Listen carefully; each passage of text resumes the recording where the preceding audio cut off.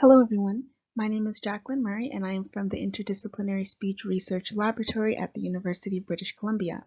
This talk is about the effect of place of articulation on velopharyngeal opening in Quebecois French nasal consonants. Nasality in speech segments is most often associated with the velum as a binary feature, where plus nasal signifies an open velum and minus nasal is a closed velum.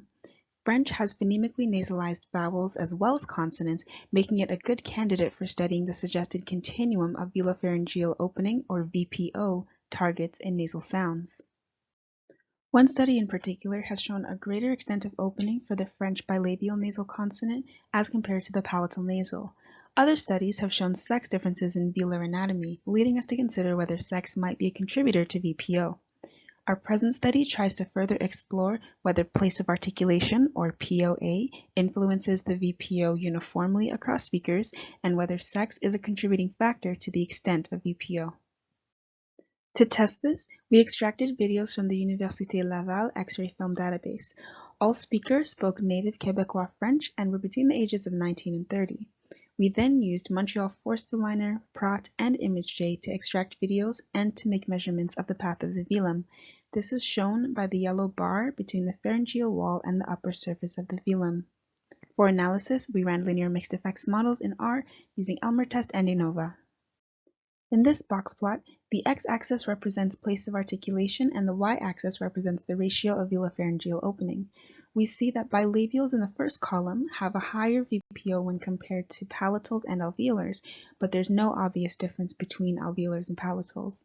We fit a null model with the fixed effect of sex and a predictor model with an added effect of place of articulation. Both models also included random effects of speakers. We then found that there was a significant effect of place of articulation on VPO.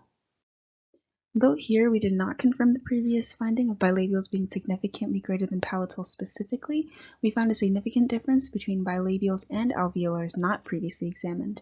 In terms of sex, we believe that the lack of significant interaction between sex and VPO indicates that VPO is most likely a linguistic phenomenon and not likely affected by physiological differences of the vocal tract.